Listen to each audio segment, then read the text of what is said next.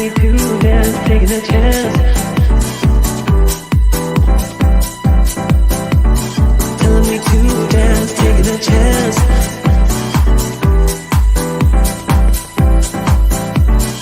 Telling me to dance, taking a chance.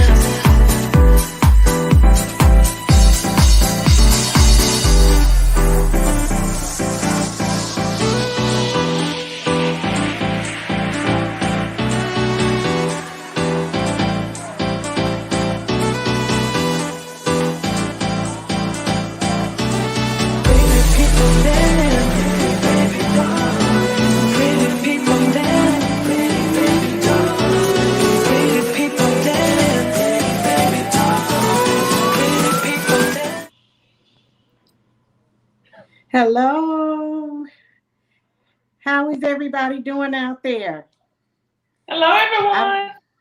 All right. I don't know about you all, but we are dealing with the storm the winter storm of 2021 here in Jackson, Mississippi. And y'all folks from the north, don't talk about us. Do not talk about us.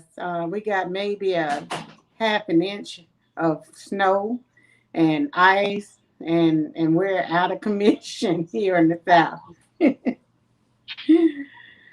But look, so this is our third week of live, and again, you guys have been so supportive. We're even to the point where we're thinking about turning it into the Cat and Keisha show. But please do share, like, comment as we share different things each week leading up to our virtual conference. So Star Network is going to have a virtual conference on March 6th, Saturday, March 6th. And Dr. Sutton is going to share with us what that lineup is. Oh, the lineup is super fantastic, right?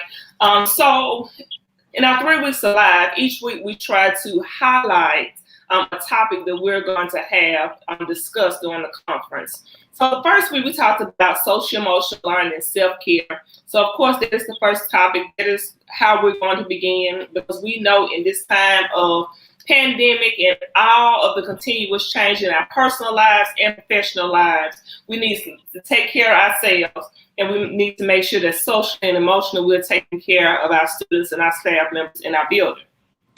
So then last week we talked about personalized learning and its importance, right? Making sure that the supports that we provide students meets their individual needs. And we know that can be done face-to-face with technology. And we have an awesome presenter who will present on personalized learning. This week we're looking at technology and STEAM. Those are two of the topics that we will have. And we have two amazing educators that will provide some strategies on technology integration and how to integrate STEAM, with all the things that are going on in this quote new normal. We will have our coaches corner, because I know, the first week we talked about coaching, everybody needing a coach. Coaching mentorship is vital as educators, and I think we may need it even more now during the pandemic, and especially after this pandemic, right, post-pandemic. So everybody needs a coach. We have a super fantastic presenter who is awesome with coaching and motivation. So he will be here to provide you with some insight about coaching. We have a panel of superintendents who will talk about, what is their vision for education? What do they think education would look like post-pandemic, right? We know where we were moving toward in the realm of education before the pandemic. But since we've had, a year of between hybrid and virtual and traditional learning, we had a semester last year. So what do they envision education looking like post-pandemic? So we have some superintendents throughout the state who will be here to speak to that, and they'll be moderated by Otha Kane. And last but definitely not least, we will have Rita Brent here that will just provide us a little comedic relief. When we're thinking about social emotional learning and self-care, Comedy, laughter is good for the soul, so they say, right? I know it's contagious for me. So, just to have someone here to kind of lighten the mood after we spend a few hours talking about some of the pressing and most trending topics in education is going to be awesome. Look, every time you go through the whole itinerary of this conference, I'm thinking we got all that going on. And we do. And so we jam-packed it from 8 to 1 o'clock. And we have all of that going on. And we'll continue to send highlights, on our pages of our presenters. But today we're here to talk about technology and STEAM. So for some of our parents out there who may not be in the lingo of STEAM is, and I might need to get Dr. Sutton to help me out, but we got science, technology, engineering, arts, and math. Did I get them all? Okay. Yeah. All right. Okay. All right. So, when we talked about having technology and STEAM, of course, we keep telling y'all these stories about our days of Woodville Heights. We go back to the times where we probably caused our students to have a little vertigo in some of their science experiences, and maybe even violated some accreditation. But I learned a lot as an administrator. I'm telling you, more than 10% of that wall will cover inside and outside. But it was for the kids, and you all would not imagine the garbage bags, like you said, the garbage bags that we have taped up and just blew up with regular fans. We got the air in them and had our students coming in and the glow stars. And they really had that space experience, And the garbage bags even on the ceiling. I mean, yes. I know. Yeah. But it was all about providing students with the experience, right? And I know a lot of teachers are looking to determine ways that they can bring those face-to-face experiences to a technological platform. So, we talked about technology and STEAM, but it was all about, we knew that a child wasn't going to go tomorrow to space. But we can give them the experience in the school, as much as we could. Exactly. And the same thing with our Dinosaur unit. Remember us just having just paper mache experience. So the art, right? Yeah, paper mache experiences and having the dry ice in the hallways and pouring water on them and just creating that smoke. All of that was science and art, and then just the informational text, the knowledge, all integrated into science. So we did that, but that was 20 years ago. Okay. Yeah. So fast forward into this season now of current pandemic. We're looking to see the light very soon. But we have a variety of educators who are just juggling either the virtual platform, the in-person platform, the simulcast platform. Yeah. So tell me about it. Some of the things that we're seeing out there, we want to make sure that our conference is providing, some strategies, And I'm looking, if you can imagine it, you're closer to achieving it. Exactly. So, but yeah, so go ahead, because I know you were sharing some of the challenges that some of our teachers are having. That our teachers are facing, just not even statewide, but nationally. So you have your students that are virtual, right? And then you have some of your students that may be traditional. And what you're struggling as an educator is to make sure that those virtual students have the same experience as the traditional students and vice versa, right? So if I'm providing high quality tier one supports for my students traditionally, and we're doing hands-on engagement activities, how can I do that the same for my students that are virtual? Because we want our students to have the same experience.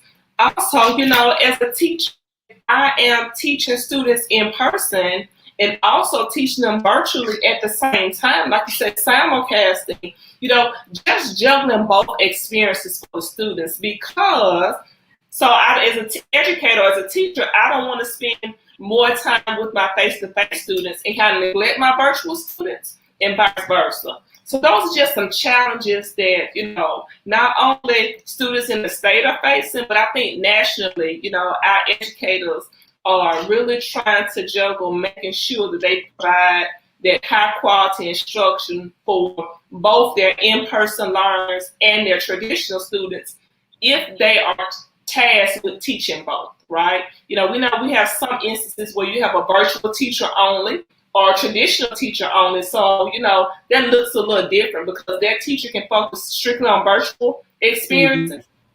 And then face-to-face, or that traditional teacher can focus, strictly on those face-to-face traditional experiences. But for our educators who are juggling both, right, they're doing a super fantastic job with it, right? I mean, they're making it happen. But we understand that the challenges, that are posed in those experiences or in those situations. Exactly. And for our presenters, I think you shared even earlier, we have Mr. Otis Miller, who's going to talk about making sure that the technology that we're integrating is truly relevant. And this is really more for our virtual scholars. And then we have a high school teacher, Dr. Dominique McInnes. She's a high school biology teacher at Germantown High School. And then on the superintendent's panel, we'll also have Dr. Jermaine McConnell, who's going to give us some insight into the Mississippi's science and math.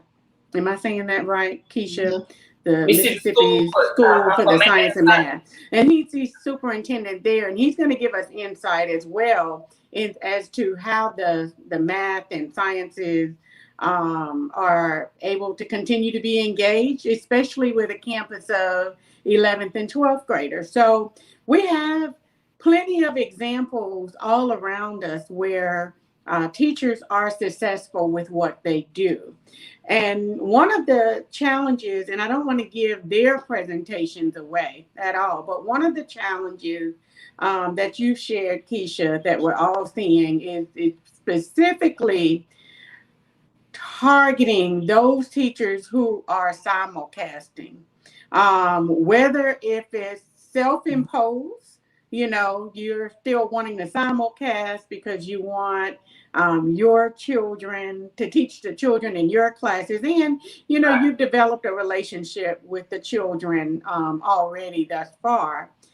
But there's a balancing act of doing what's best for students and being comfortable in the simulcast situation, because it may not exactly be the most engaging for those scholars who are in class, who are there to get the in-class experience, versus those scholars who are virtual and they're getting that virtual experience. So our viewers consistently comment and share that it can't look right. But Keisha, we talk about this all the time, about how amazing our educators are. They're changing like day by day. So, you ask us to teach during the pandemic. We had it figured out the best way we knew how the next day, right? But as we continue to experiment this year, we're looking at different ways that can impact our scholars' learning in a better way, in a way that is most conducive for our scholars. But Right. yeah. And we have a comment, equity versus equality. Virtual can't be the exact same as in person. Given what our scholars need may look different. And I totally agree with that. And I think, one of the challenges as an educator, even as a mom, is just determining which one is best for your scholar, right? And as educators, determining that those students that are virtual, what's best for them, along with the students that are face to face, right? So I totally agree with that equity versus equality statement. Yeah, and it could look different across all spectrums. And two, we wanted to share, just because Keisha and I have had the experience in an elementary setting and some to a lesser extent in the secondary grades, that we have growing children of our own who are, middle school, high school, and we're constantly seeing things through their eyes, right? What works for them, having those conversations as a parent, because, this is not just for educators, those who are listening in, but as a parent, what works for them? Does it work for you to be at school, engaging if there's some engagement? Does it work for you to be virtual? And for some, not only is the choice to be virtual a health, Yeah, absolutely. Yeah. So we just have to make those decisions. And another comment that we had was simulcast can keep the peers connected. And I really like that comment, because a lot of times, during the pandemic and, even, with the quarantine and not being to engage as much, looking at the number of people that are in classroom, the ability for students to engage with their peers is so important, right? It was important pre-pandemic, but I think it's even more important now, since they don't have as much of the ability to engage as they did prior to the pandemic. Yeah. So, and at the end of all of this, right, we want to make sure that, at the end of the day, during the pandemic, which is a major health concern for a lot of our families, for a lot of our teachers, but during this pandemic, that each parent is making the decision that's best for their child. And in light of those decisions that are being made, that their education is not being compromised. The learning is not being compromised. So that's what Star Network is here for, is so that, we're constantly giving the latest and the best information regarding all modes of learning and what's the right way to do it. Yeah. So Dr. Bridges, I have another question I asked us to address, and for our preschool educators. So the question is, how or what and how can preschool educators, what can they do or how can they help their students and teachers to better prepare the students for the virtual setting? So that was a great question. I think we speak so much about K-12 education, and we have extended or don't look as much at our daycare setting. So what are some things that we can suggest in terms of support and help for our preschool educators in supporting their students and teachers to prepare those students to engage in virtual education, when they enter, the K-12 setting? Because I do think this is going to be here for a while. Yeah, and I don't know. I think that's such a great question. Keisha and I are not here to serve as experts, but it does give us something to talk about. So, definitely with our pre-K scholars, we're more concerned about their developmental growth than academic. Yes, we want to make sure that academically they're in the beginning stages of learning how to read and write and color and all those feel good things that we know about our pre-K babies. But we also want to make sure that they have their growth and fine motor skills, that they're able to balance walking on a seesaw block, or that they're able to build structures and have some critical thinking skills with that. So it is a challenge to navigate through this whole traditional experience and online experience. But I think it's about timing.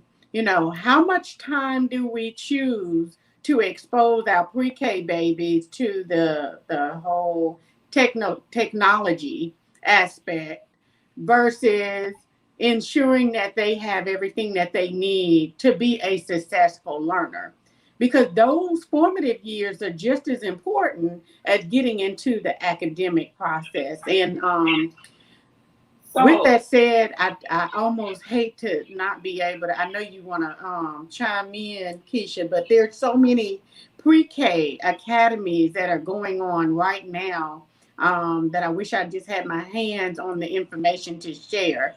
But if you would just send that person contact, we can okay. make sure that they get the information that they need, because there are pre-K academies that are going on around our state, not just in Jackson, Mississippi, but around our state, that's helping parents to navigate that transition.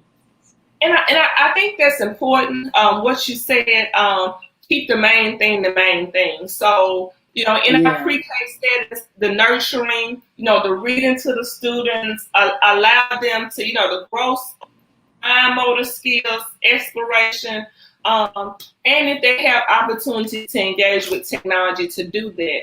I think sometimes we may push them right before they're ready, right? So we don't want to just force them to stay in front of a computer or force them to navigate virtually. I think that will come in time, right? So I think if the pre-Ks continue to do what they're doing in terms of nurturing growth motor, reading to the students, making sure they have all of those skills that they need to be successful in kindergarten, then when they come in those settings, and if we have to, or they have to engage virtually, then of course we will ensure that that occurs. And I think for the most part we do that, because when students transition to kindergarten, we know they take that kindergarten readiness assessment. So that is kind of their first kind of engagement with the testing component and things like that. So I think that in the public schools we do a good job with teaching students and moving them into virtual learning. And I agree that pre-K can support that just by continuing to doing what they're doing. I don't want to say that they should just engage students in online or virtual supports or on the computer on a excessive amount of time. I think sometimes we can push those students a little bit farther, or it's not developmentally appropriate. Let me say that. So just continue to yeah, do those developmentally appropriate things for yeah. those. Because it's enough. For those of you who are just still with us, you all know it's just enough to only use the materials that are in front of you, right? Pre-K babies, they don't really want to walk around with the mask on, and they are into sharing or not sharing, right? That's a skill that they're learning too. Right. But in the midst of COVID, in the midst of the pandemic, there are some new learnings that our pre-K babies are also learning for the first time as well. So Right. that poses an opportunity, right? That school for them will not be anything like what any of us or our other children have experienced school like for the first time. Right. So There's still continuing research on what is exactly the best thing for our pre-K babies. But what we do know is that the developmental blocks are going to continue to be there, and we want them to accomplish that. So technology, back to STEAM, technology, it's inevitable, right? I Right. mean, I remember cell phones being in our children's hands, maybe kindergarten, and they were Right. able to navigate it. So it's not a matter of can they do it. It's really a matter of how much time is appropriate, Right. for them to be engaged technologically. And I totally agree with the appropriateness. So, I have a nephew that's 3, right? I mean, I'm just engaging him in FaceTime for too long. He like, TT, I am so tired of looking at you, right? So it's a small window of time.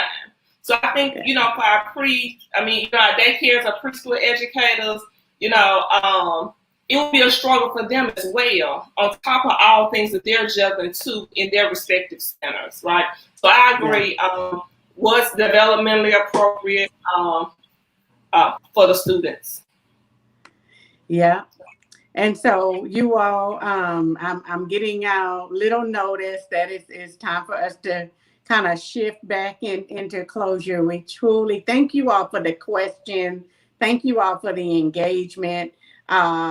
Please like, share, comment, and we'll be back on Monday at 7:30 again. Star Network Conference, March 6th. We thank you guys for joining us. And sooner rather than later, it'll be here with all of our wonderful guest speakers that we have. So you all have a wonderful night. Bye. See you next